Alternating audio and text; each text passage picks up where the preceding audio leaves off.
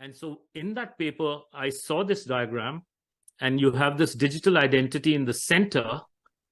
Every entity, every device, every person, everything, every tree, everything will have a digital identity.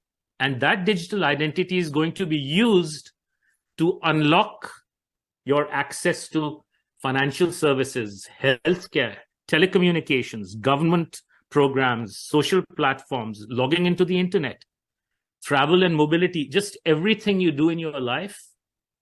You need your digital identity to unlock it. So by default, a digital identity implies that you're always in a digital prison.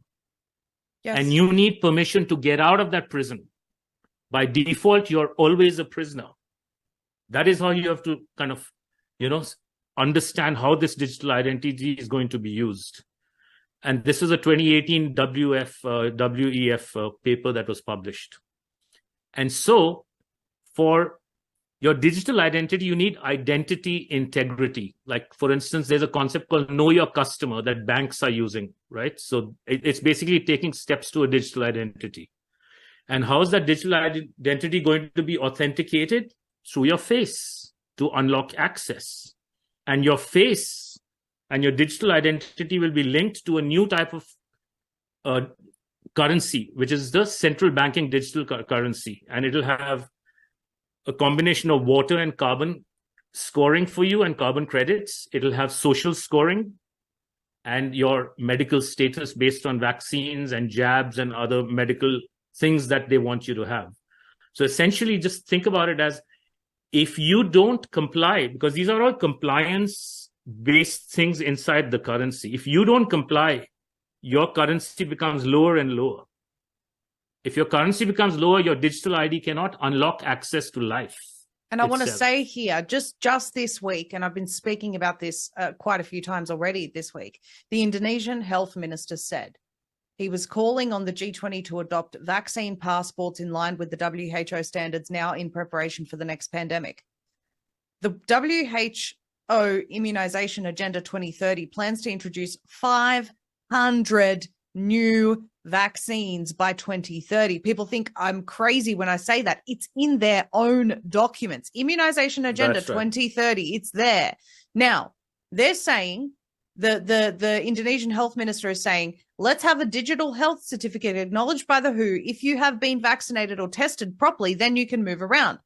Australia's pandemic preparedness plan talks about citizens regularly submitting to DNA collection of samples and things to prevent further pandemics.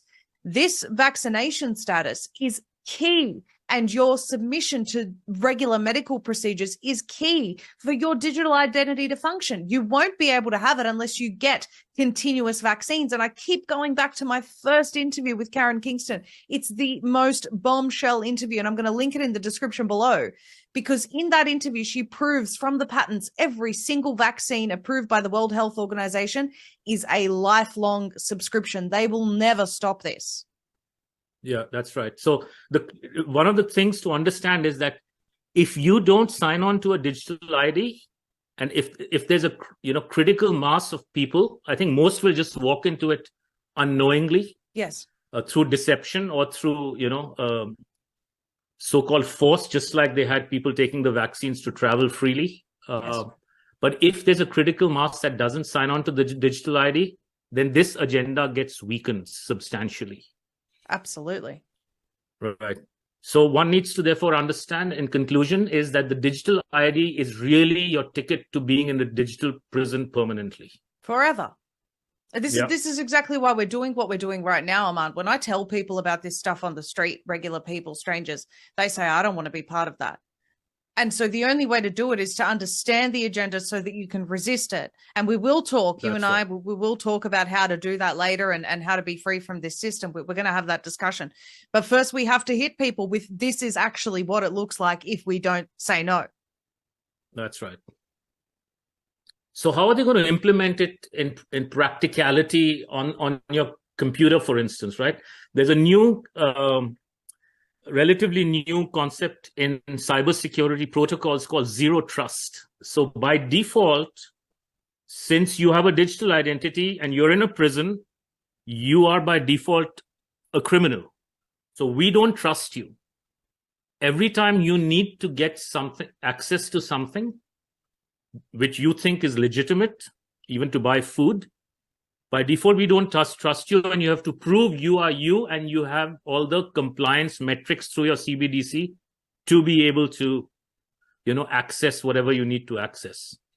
So in the old days, like when you log into your computer, or your cell phone, you put in a password, and then after that, you pretty much have access to all your applications on your computer. So that's called implicit allow. Like there's one gateway you enter in, and you're implicitly allowed to do whatever you can. The zero trust protocol is a default deny. So we are going from implicit allow to default deny worlds. And at the heart of this is your digital ID. So think of it as default deny, and you have to, for everything you're doing in your life all the time, every step you're taking, whether it's to open your car, start your engine, put in gasoline, log into your computer, log into an application, call your friend, by default, the world has been locked up. So, and you are in this inverted prison. While you may not see locks outside you, but the locks are all there, and you have to keep unlocking your life. Right? So here's an example when you go shopping. How is zero trust going to be used? Here's a lady, she wants to go and buy some beef, but let's say her carbon footprint or her beef footprint for the month has been exceeded. That door won't open. Right? If she wants to buy, say, apple juice, but she's had too much sugar because they're tracking everything, that door won't open. Right? And at the heart of this is your digital ID.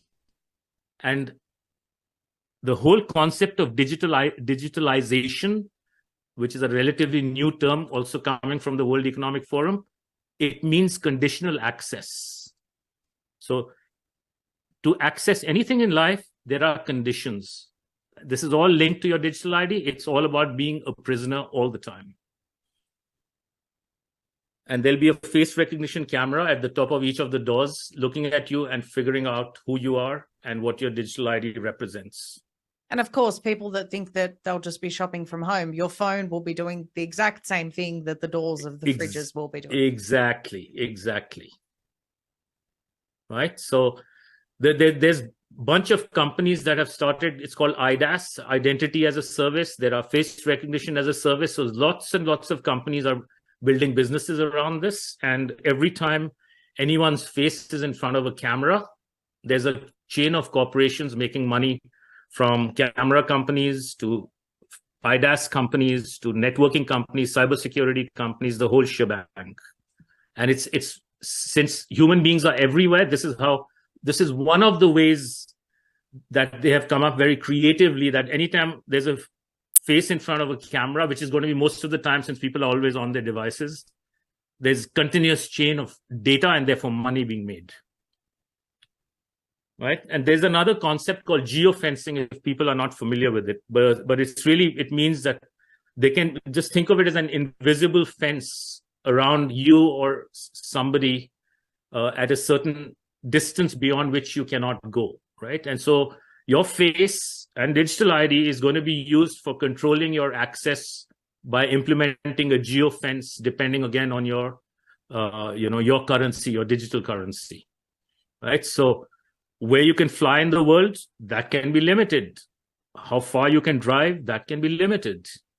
How far you can walk, and this is related to your 15-minute cities or 20-minute neighborhoods. They can implement this. And they don't need guards. They don't need prison guards at the outskirts to stop you. They have the LED lights and the LED weapons. They have the microwave weapons, as well as they have the digital currency can be shut off, right? So you move 15 minutes out, your currency won't work. You can't buy anything. So you are not going to be motivated to leave. And they call them districts, Aman, in Sydney, here where they're testing it. They're actually calling them districts. Yeah, I read about that not too long ago. In San Francisco, they've had districts for a very, very long time. But I don't know at what point they're going to start implementing it over in California, but they will. Oh, I think the agendas are going full speed ahead in Australia more than any other country. You're not wrong. You're not wrong. Yeah.